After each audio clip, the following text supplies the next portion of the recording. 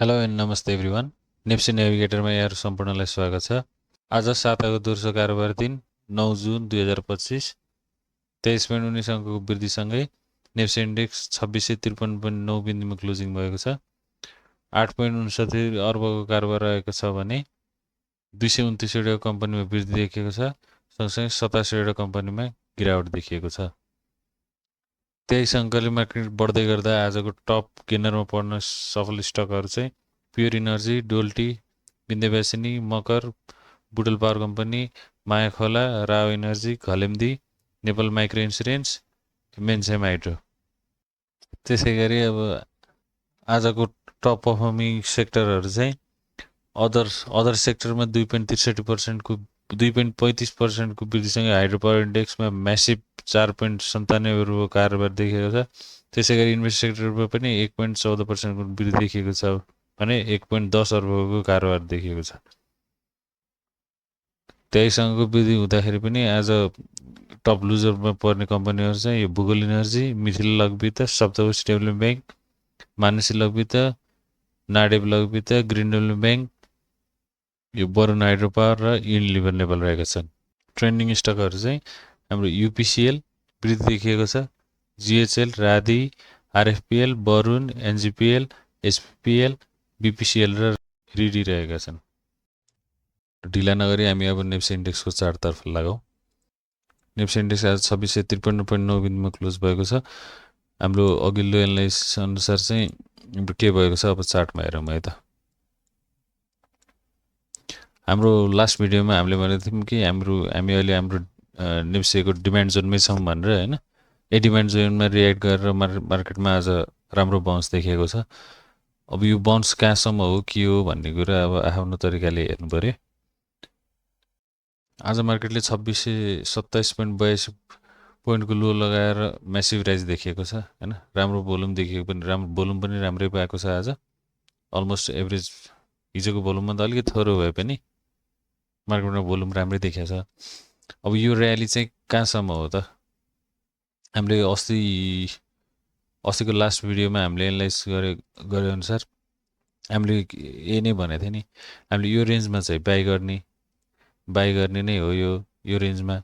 अनि stop loss strict stop loss चाहिँ हाम्रो 2605 भन्दा तल क्लोजिङ दिन्छ भने चाहिँ हामी चाहिँ स्टप लस गरेर निस्किनुपर्छ भनेर भनेको थियौँ हामीले।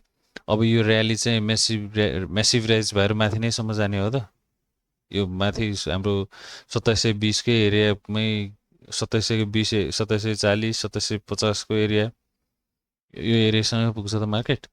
अब त्यो सेयर त छैन, कसरी यहीँ नै पुग्छ भन्नलाई त केही पनि छैन नि त। अब हामीले के गरेर जाने हो? जस्तै हिजो हामीले लिएको बाई गरेको थियो स्टक यो रेन्जमा भनेपछि आज त राम्रै देखियो र्याली। अब अस्ति मैले लास्ट भिडियोमा पनि भनेको थिएँ, यहाँबाट बाउन्स आउँछ भने सिधै माथि जाने हो त। त्योभन्दा अगाडिहरू पनि त यहाँ छ होला नि त सप्लाई जोनहरू त। यहाँनिर मैले फेयर भ्यालु ग्याप छ, नेगेटिभ फेयर भ्यालु ग्याप छ भनेर चाहिँ कुरा गरेको थिएँ। अब भोलि हामीले हेर्नु पऱ्यो होइन, भोलिको दिनमा मार्केटले कसरी रियाक्ट गर्छ। यो यहाँनिर भएको यो फेयर भ्यालु ग्यापलाई नै तोडेर मार्केटले भोलि जान्छ भने त एकदम राम्रो पाइहाल्यो। यहाँ माथि जान्छ र यो 2690को एरियामै क्लोजिङ दिन्छ भने चाहिँ हामीले नेक्स्ट भनेको चाहिँ 2720, 2745 यो अस्तिको यो मल्टिपल टाइम्स यहाँ रिजेक्सन खाइरहेको एरियाहरूमा अब आफ्नो रिस्क म्यानेज गर्नुतिर लाएर हेर्नु भयो। होइन यो एरियालाई पनि ब्रेकआउट हानेरै माथि जान्छ र क्यान्डल डेली लेभलमा क्यान्डलै क्लोजिङ दिन्छ यो माथि भन्यो भने चाहिँ त्यसपछि हामीले माथि अप्पर रेन्जको टार्गेटहरू लिन सकिन्छ भनेर मैले लास्ट भिडियोमा पनि भनेकै थिएँ होइन। अब यो बुली सिनारी त यो होइन, मार्केट अब भोलिको दिनमा यो 2690को एरियामा 80-90को एरियातिरबाट अब सेलिङ देखिन्छ भने चाहिँ हामीले के गर्नु पऱ्यो भन्दाखेरि फेरि यो वेट गर्नु सक्यो। अब यहाँ बुक गरेको चिजहरू भोलि नै अब भोलि त हिजो किनेको चिजहरू त भोलि बेलुका खातामा आउने हो। भोलि त हामीले केही गर्न सक्ने चान्सेस छैन। अब पहिल्यैदेखिको होल्डिङ थियो, यहाँनिर नेगेटिभ सेलिङ क्यान्डलहरू बन्छ भने चाहिँ यहाँनिर रिस्क म्यानेज गर्न सक्यो। होइन अब हिजो किनेको बल्ल भोलि खातामा आउनेवाला छ भनेपछि के गर्न सकिन्छ भन्दाखेरि यो रेन्जभन्दा माथि नै आएर क्लोजिङ दिन्छ भने त एकदम राम्रो भइहाल्यो। यो एरियामा चाहिँ हल्का रिस्क म्यानेज त गर्नै पर्छ, अनलेस यो चाहिँ 2740-50को एरियाभन्दा माथि क्लोजिङ नगर्ने बेलासम्म। भोलि चाहिँ अब यो एरियालाई 2680-90को एरियाभन्दा माथि नै क्लोजिङ दिन्छ बुलिस भएर क्लोजिङ दिन्छ भने त टेन्सनै भएन हामीलाई होइन भोलि चाहिँ अब मार्केटमा अब एकदम एग्रेसन देखिएन अब गएर अब स्यालो भयो मार्केट मोमेन्टम यहाँनिर यो रेन्जमा अब सेलिङ क्यान्डलहरू देखिन्छ भने चाहिँ अब पर्सिको दिनमा हल्का यो एरियामा रिस्क म्यानेज गरेर फेरि यतै फल पुल ब्याकहरूमा बाई गरेर यो माथिको रेन्जतिर चाहिँ रिस्क म्यानेज गर्ने सोच्न पनि सक्यो होइन यहाँबाट मार्केट खस्दाखेरि नै स्योर सर्ट यहीँबाट फेरि पुल ब्याक भएर माथि नै जान्छ भन्ने त भएन नि त छैन नि त त्यो त त्यस्तो बेला नि के गर्ने त हाम्रो प्लान त अगाडिको छँदैछ यहाँ बेच्न सक्यो यहाँ नेगेटिभ सेन्टिमेन्ट भयो यहाँबाट सप्लाई आयो भने यहाँनिर पोजिसन कट अफ गर्ने होइन यो एरियामा पनि सेलिङै देख्यो भनेपछि हाम्रो त्यही नै हो फेरि अगाडिको निस्तारी यो 2605 माथि रनमिलसम्म चाहिँ होल्ड गर्ने 2605 तल गएर मार्केट क्लोजिङ दिन्छ भने चाहिँ डेली बेसिसमा त्यसपछि चाहिँ एक्जिट लिने मैले देखेको मार्केट चाहिँ यही नै हो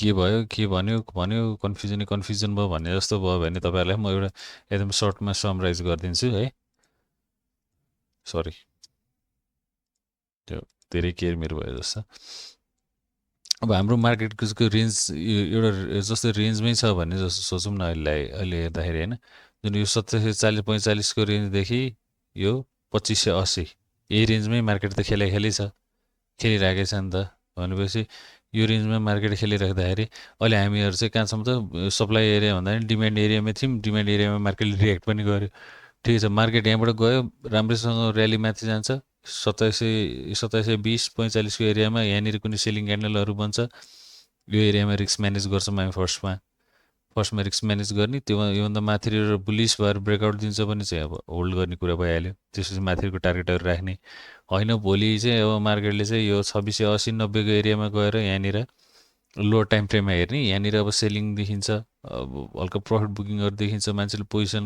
कट अफ गरेको देखिन्छ भने चाहिँ वेट गर्ने फेरि पुल ब्याकमा वेट गर्ने यो एरियामा अब किन छुटेकोहरूले अब रिक्स लिएर त्यो अस्ति नै भने जस्तै नै हो 2605को एरियाको स्टप लस राख्ने यो एरियामा बाई गर्ने योभन्दा तल जान्छ स्टप लस हानेर बस्ने होइन 2580 नै कुर्छु यो 2580देखि माथिसम्म गएको छ ऱ्याली 2580कै स्टप लाग्छु भन्ने पनि ठिक छ यो पुल ब्याकमा किन्नुहुन्छ 2580को स्टप लस राखिन्छ यहाँ आयो यो रेन्जमा यो गर्दाखेरि यो लाइन पनि ब्रेकडाउनै दिइहाल्यो ब्रेकडाउनै दियो भने के हुन्छ एउटा पुल ब्याक त डेफिनेटली आउँछ मार्केटमा त्यो पुल ब्याकमा एक्जिट लिने त्यसपछि सिनारियो अनि पुल ब्याक एक्जिटले चाहिँ माथितिर गयो भने त्यही अनुसारको सिनारियो क्रिएट हुँदै जान्छ माथितिर गयो भने फेरि पछि पुल ब्याकमा इन्ट्री गरौँला कन्फर्मेसन चाहिँ होइन भने चाहिँ यहाँ एक्जिट लियो भने पछि हामीले वेट गर्ने चाहिँ यहीँ तलै हो अस्ति पनि भनिसकेको छौँ हामीले लास्ट भिडियोमा त्यही नै हो हजुर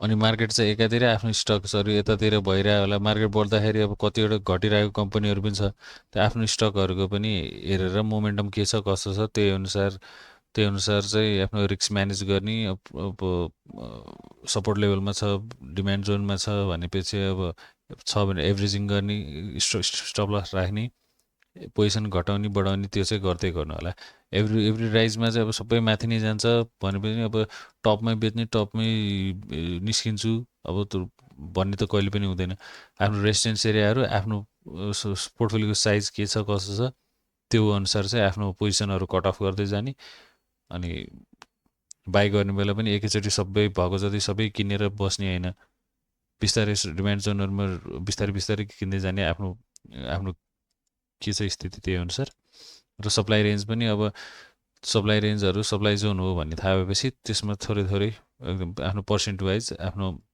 पोर्टफोलियोको साइज अनुसार आफ्नो क्वान्टिटी अनुसार चाहिँ बिस्तारै सेल गर्दै जाँदा राम्रो होला त्यही हो आजलाई यति नै ल भोलिको दिनमा मार्केट कस्तो सिनेरियो क्रिएट गर्छ त्यही अनुसार हेरौँ भोलि यो जोनमा कसरी रियाक्ट गर्छ मार्सेलले अब यसलाई ब्रेकआउटै हानेर माथि गयो भने त एकदम राम्रो भइहाल्यो भएन भने पनि कस्तो सिनेरियो क्रिएट हुन्छ त्यही अनुसार फेरि पुल ब्याकमा इन्ट्री लिने के गर्ने कस्तो गर्ने हेरौँला र तपाईँहरूलाई पनि कुनै स्टक्सहरूको चार्टहरू आफ्नो स्टकले कस्तो पर्फर्म गर्ला कहाँनिर टार्गेट राख्दा ठिक होला कहाँनिरभन्दा तल गयो भने स्टप लस हान्दा ठिक हो, हानेर निस्किँदा ठिक होला मार्केटबाट। त्यस्तो केही छ भने कमेन्ट गर्नु होला। यो मार्केट एनालाइसिस गर्ने बेलामा म तपाईँहरूको स्पेसिफिक स्टक्सलाई पनि एनालाइज गरेर म भिडियो पोस्ट गरिदिनेछु। हस् त, धन्यवाद।